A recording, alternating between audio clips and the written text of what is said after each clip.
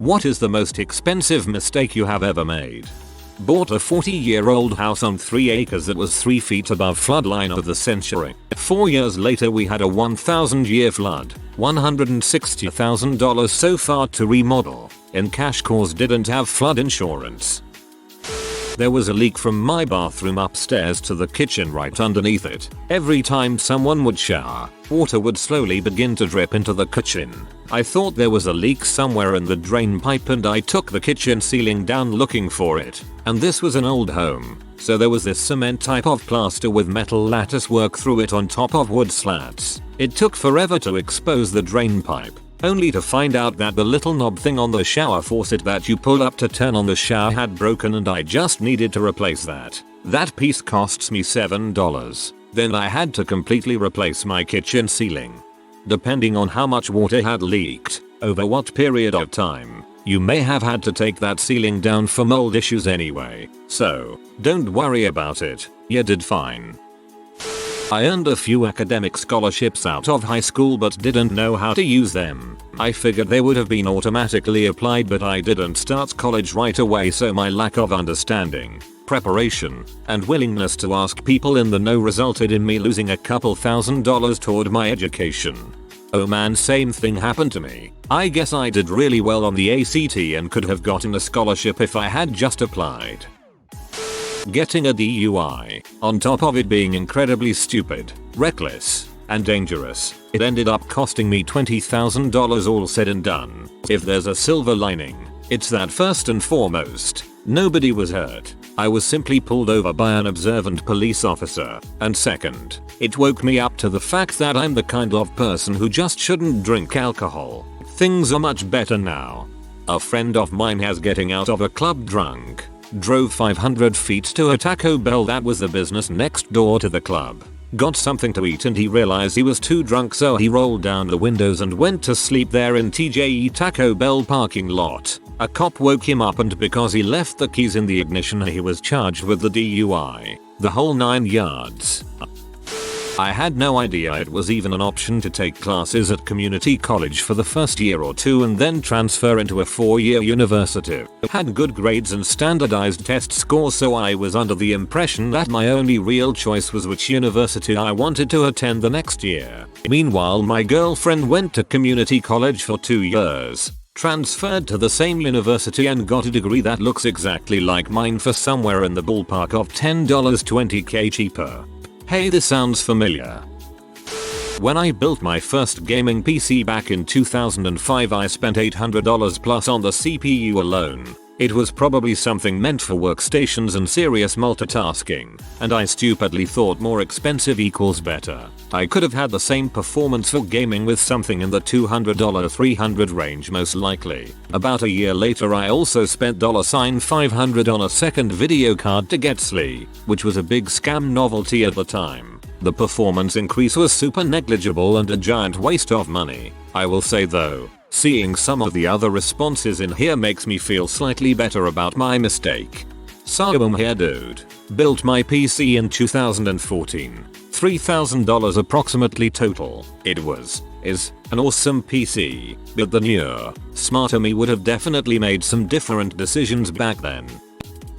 I once trusted a person who said they needed cash to go to Boston to see a sick relative. I gave him $80 for a bus there and back. He shows up driving with a friend of his. I then realized he was scamming me. Confirmed the next day when his girlfriend called and said he was arrested and she needed money to go see him. She said that he said I was his only friend. Blah blah blah. And she asked for $100 to be money ordered to her. Blocked numbers. I only lost $80 but I learned a huge lesson in trust. You paid $80 to never see them again. That's how you should look at it. Got a Discover card at 21 and told myself I'll only use it for emergencies. And then I don't think I quite properly defined what emergencies were to myself. I'm high and pizza exists is not, in the eyes of many, an emergency.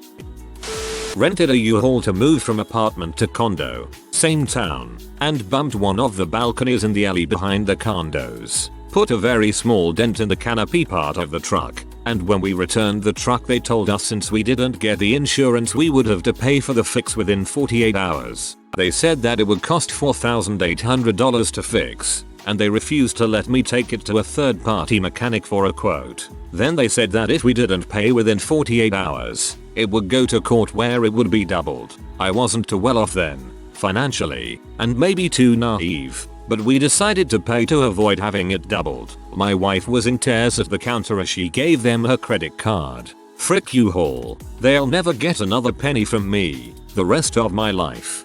Sounds like they just extorted you out of that money. Either their insurance paid for the damage or that employee just pocketed the money and the truck never got fixed. Remember, never take legal advice from your enemy.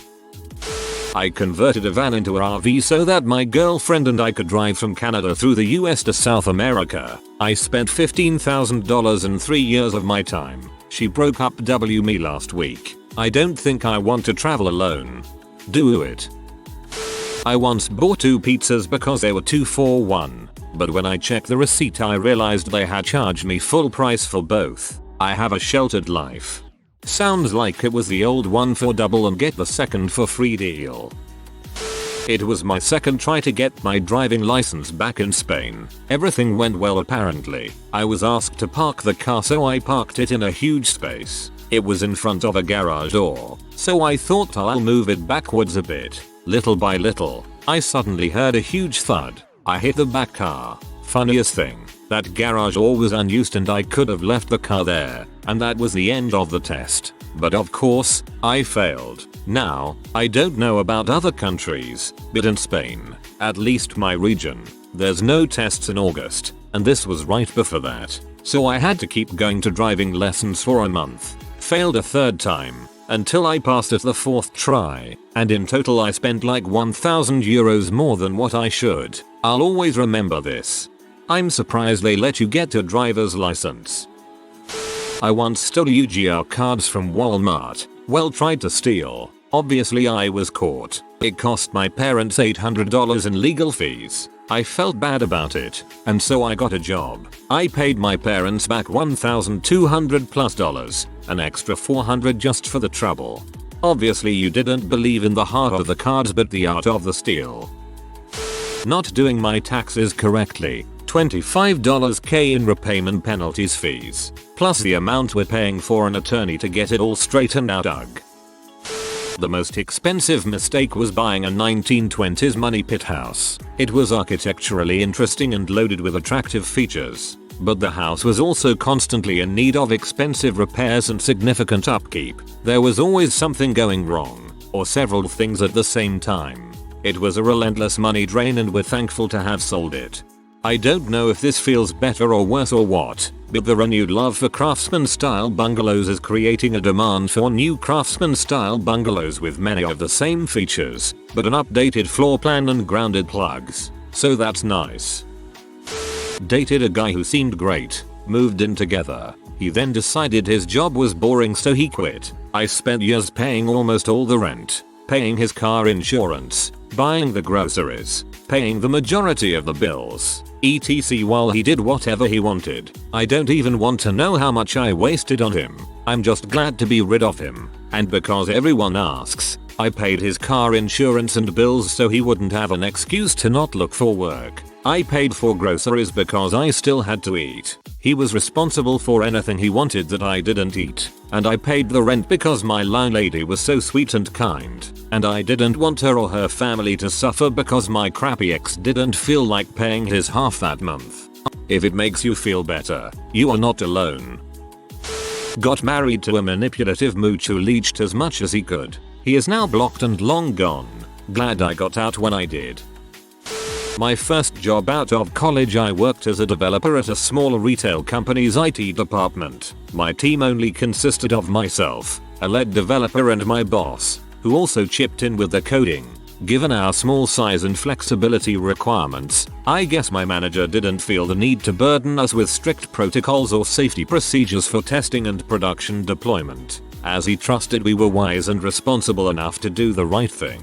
Well, one day when I had a small bug to fix on the website checkout page, I thought I could save some time cutting corners. It was an obvious fix, and only a single line JavaScript update. So rather than go through the typical flow of testing locally, committing changes to the repository, then deploying to the production server and finally testing again on the live website. I figured I could get away with updating the live production code first thing, just to get the fix out there, because thoroughly testing would be a waste of time. Well, it turns out that even a single line update is not immune to the possibility of introducing a typo. That typo ended up breaking the JavaScript on the page, thus rendering the checkout button non-functional. It wasn't until almost noon the next day that one of the sales representatives noticed we hadn't received any online orders for almost 24 hours. If only one of the customers had called the problem in sooner. By the time I discovered the checkout button wasn't working and corrected the error,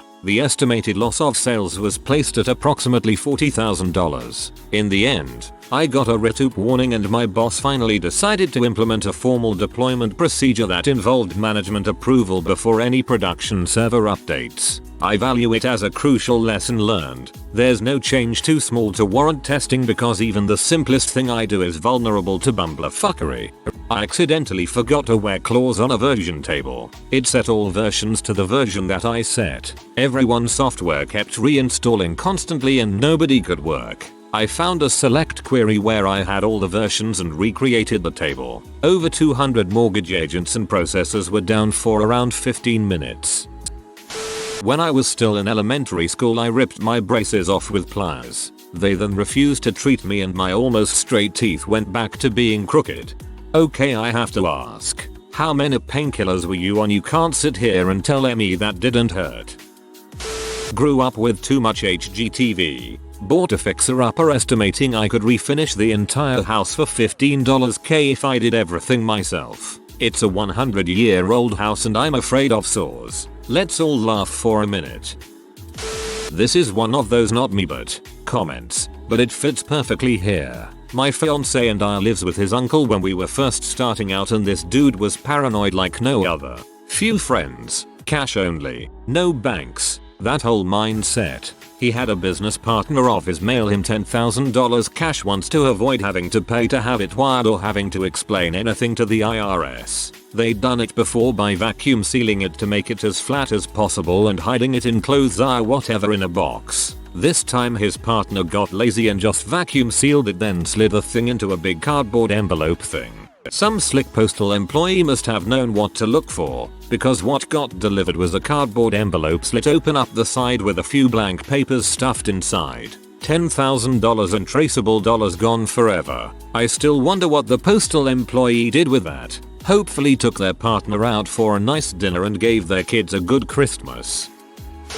Getting married at 23 then divorced 13 years later. It's been 12 years since the divorce and I still have not recovered financially. To be fair, I also had my mom nearly die from a heart attack in there and I got cancer at the same time. Life is tough, but you soldier on, right?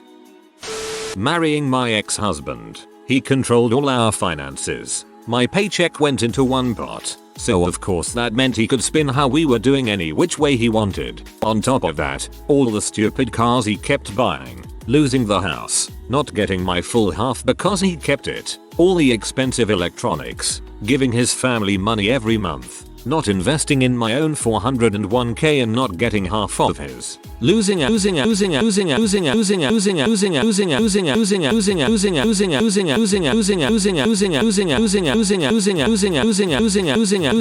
not to mention the money I gave him to help him during the divorce because I still cared about him. I bought a Saab 9.3. I paid $2k for it from my lab partner. It was a high mileage car, but my god it was fun to drive. For the first 5 or 6 weeks I owned it. Then it blew a coil pack. At the time I didn't know that was what happened, but the mechanic figured out what I should have known to check. They wanted to charge me $800 for the part. I found one on eBay, had it shipped overnight for a total of $196. Then installed it for $200. Found out later the install process involved a grand total of unscrewing 4 bolts, snapping the part into place, and screwing them back in. Doctor of Motors and Chico can eat crap. Slimeball business with predatory service advisors. Then it blew another coil pack. Then it blew a crankshaft sensor. Then another coil pack. Then another. Add in other miscellaneous engine components along the way, plus brakes, and a few ruptured brake lines. I don't remember what it was at this point, but I remember spending all day removing a manifold to change some tiny, cheap little part that was essential to operations. Except for the first instance, I did all the work myself. No way I could afford the prices of a European car repair shop. Each time I bought a coil pack they were more expensive. Last one was about $300. All in 2 years I dumped about $2,500, $3,000 into a $2,000 car. Lesson learned, though I wouldn't say all the money was a complete waste. Some of that $2.50 $3K were the tools I still own now and have come in handy since.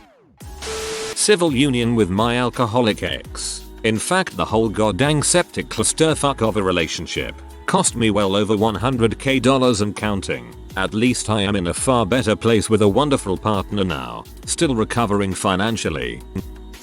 My first car, a gas guzzler, maybe $22,000 with a high interest rate. I thought $400 a month was affordable, but I was not counting insurance and gas. Those three factors altogether totaled up to over $800. I feel like that bad purchase informed my financial situation for years, but I now owe less than $3,000 on it and it will be paid off in about a year. I work as a graphic designer. My main job during the year is getting product catalogs ready for print mailing. We usually print just shy of 100,000 catalogs a year, which comes out to $80K or so. Every year, without fail. With as much preparation and comb through, I always make at least one mistake, which haunts me the entire year. I feel this in my soul. I just had to eat the cost of a print job yesterday for a minor mistake I made. Trading in a car that had low miles and was paid for a Porsche 944. Piece of crap doesn't even begin to describe this thing, and every part for it was 3-4 times more expensive than a normal car part. There's no such thing as a cheap Porsche, as I am currently learning. LOL. I misread a blueprint and ordered $90,000 worth of material the wrong size once. We were able to use it later, but I was crapping my pants for a little while. Took a buyer at a large corporation at her word when she claimed she needed a bunch of parts ASAP and she would get us a PO as soon as possible. We ordered a $150,000 mill run of stainless steel. That material is still sitting in our parking lot almost 2 years later. We don't take buyers at their word anymore. We had a few clients do that before. We now have a policy of all items are paid up front before we'll order. When new clients question that policy, we tell them we'll gladly make an exception for them if they pay the balances of every customer before them that had ordered and not paid for their parts. When they see the amount, they shut up real quick.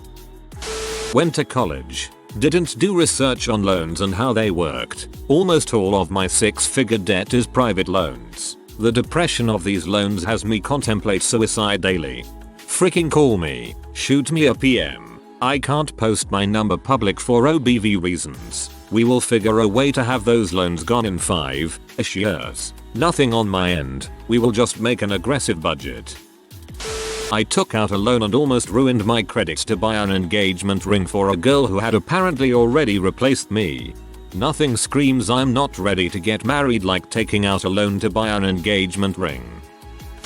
Swore I wanted to go to a film school out of high school. Applied to Full Sail in Orlando, Florida. They require half of the tuition up front, $22,000. I went for a tour of the school and was dazzled by the cool neon lights and film sets. I look out alone with Sally Mae and began school. After the second semester I realized it wasn't for me. While it is a bachelor's degree, it's not like you can change your major and readjust to your newly realized interests. I ended up miserable and dropping out in the first days of the second semester. I still owed $22,000 regardless if I dropped out or not. I decided to drop now and save myself from spending another $22,000 in the second year. To rub salt in the wound, absolutely none of the credits earned at Full Sail were eligible to transfer to other universities. $22,000 and nothing to show for it. That was 10 years ago and I finished paying off the loan, thank God. I joined the military and worked hard to pay off that loan. I took advantage of education benefits and worked on an actual bachelor's degree, graduated, and then completed a master's program from a great university in Florida near where I was stationed. I've got a great job now doing something I love. I've redeemed myself, but it was certainly a learning experience. Booked an epic family vacay featuring 4 stops in European cities. Was living in Europe at the time. Life happened and we decided not to take a trip in June but instead August. But I forgot to cancel the original hotel rooms. I had reserved the rooms on a credit card that I got paper bills. I get the mail one day and open up the statement and see over 4,000 euros in charges for the rooms. By calling and begging the hotels I ended up having to pay around 1,800 euros in total, but I totally messed that one up and spent a huge chunk of our vacation money on a trip we never took. My co-worker and I were offered $600 each to take a later flight. We talked about it and decided it would be too disruptive to the business trip. An hour later, standing in line to board the first flight, we got text saying our second flight was delayed 5 hours. Financially, high stakes poker. I estimate in the $300K range. Emotionally, losing my girlfriend of 4 years because I wasn't driven enough to keep her interest. Financial losses are very hard to get over, but losing someone you imagined would be there forever is the absolute hardest thing I have ever continued to go through. Wired 23k to a company that hacked the emails of a customer I work with a lot and changed the bank information on the invoice. Bank gone. My former co-worker wired $150,000 to the wrong company in China. They had very similar names. By the time we realized it, the company had disappeared. She was let go, then I had to do the wires. I triple checked names and addresses every time I did one. Probably not taking school more seriously. It's not till you're an adult do you realize it's actually a real B financially and otherwise to raise your education level. My dad hid some money in the attic. One day, he saw bits of money in backyard and traced it to a hole in the roof. There was a family of raccoons living in the attic, either eating the money or ripping it to shreds. Till this day, my dad never wants to speak of it. My mom and I estimate it to be a few $1,000s. Buying another bag of H. The guy who shot me up missed the vein, so I thought I'd go get another bag. Well, that bag caused me to overdose. It's really expensive to ride in an ambulance, stay in the ICU for 5 days, go to detox, and then rehab, but I'm still alive and coming up on a year clean. I just wanted to say I'm really proud of you. I made a killing in the crypto market when it spiked back in December. After I paid off debts, I reinvested about $4K back into the market as it began to drop. Of the $4K I invested, it's worth around $1,400 now. I plan on keeping it though. Maybe it will go back up, maybe it won't. I'm okay with losing that money. At least you're debt free. In the 4th grade, another student wanted to buy my Game Boy Advance off of me for $100. I had an extra one since my sister had one, never used it, and give it to me. Thinking sweet I can make an easy $100, I took his offer. The next day, I bring the Game Boy and he says, hey, let me test it out first. I want to make sure it works. I'll play it in class. We had different classes. Naive me give him the Game Boy without taking any collateral. That sucker never paid me and stole my Game Boy. In my first job out of university, I was lucky to be part of a successful startup and became rich on paper. My dad told me to cash out and buy an apartment for myself. I refused because I was oh so amazingly clever and soon lost $6 million when the company crashed on the stock market. I was left with nothing. I should have listened to my dad. Didn't keep a copy of the move-in inventory. It's basically a form where you list the condition of different parts of the house for those unaware. X. Floor in living room scratched. Walls in master bathroom scuffed. etc. My landlord very conveniently lost the copy I filled in that listed all the pre-existing damage to the house, and my roommate and I had to pay $2,000 for repairs that should have been done before we stepped foot in that shithole. Lesson learned. Kids that are going to college and or moving into their first house, please don't repeat my mistake. Take pics of all the damage with date stamps on them. Note all the damage. Keep a copy of that, and it's not a bad idea to have some proof that the landlord is aware of pre-existing damage. They can and will take advantage of you if you don't protect yourself. My ex was a problem alcoholic who would nightly run up $50 60 bar tabs at a place with $3.50 well drinks. She had an ignition interlock on her car, so I had to drive wherever we went. She talked me into an expensive apartment where I still live. Then, she hit me a couple of times, cheated, and broke up with me. In retrospect, that relationship was a series of mistakes. When I was in high school, my boyfriend, from a different school, and I made an agreement to go to each other's proms. We'd each pay for everything for our own prom, then figure the difference out after. My dumb butt thought it was a great idea until he broke up with me after my prom, which was a few weeks before his. I'm still out $140 that he said he'd pay me back. Frick you, Dakota. That's what you get for dating a dude named after a state. I got addicted to drugs. To date, I estimate I have spent over $100k on substances, not to mention the insane cost of 4 stints in inpatient rehabs and a multitude of psychiatric hospitals. Well, at least I don't have all that much money tied up in student loans. Silver linings. If you are new to the channel, you can subscribe. I publish new videos every day. Until then, check another video.